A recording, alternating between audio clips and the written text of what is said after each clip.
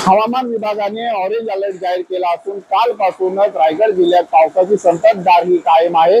माझ्या दृश्यातून आपण पाहू शकताय महाड, पोलादपूर, मानगाव, मसळा, रोहा या ठिकाणी पाऊस जो आहे हा सातत्याने पडत आहे। त्यामुळे जनजीवन जे आहे विस्कळीत झालेलं आहे।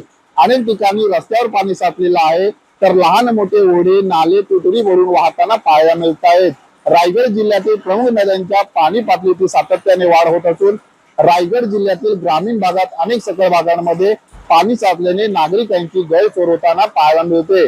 काही ठिकाणी रस्त्यावरून पाण्याच्या वेगाने प्रवाह सुरू असल्याने वाहन चालकांना आता वाहन चालवताना देखील मोठी कसरत करावी लागत आहे।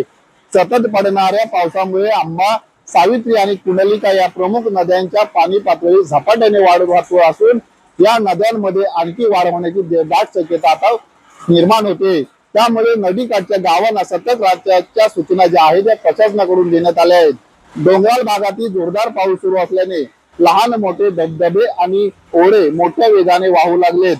त्यामुळे पर्यटकांनी धबधबे, नदीपात्र आणि पूरग्रस्त भागांमध्ये जाणे टाळावे असे आवाहन देखील करण्यात आले आहे।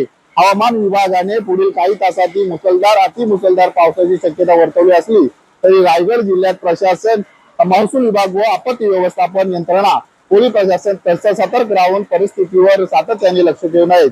रायगड जिल्ह्यात पुढील 24 तास अत्यंत महत्त्वाचे मानले जात असून मुसळधार पावसाचा जोर कायम आहे। त्यामुळे नदीकाठच्या नागरिकांना आता प्रशासनाने सतर्क राहण्याचा इशारा दिलेला आहे।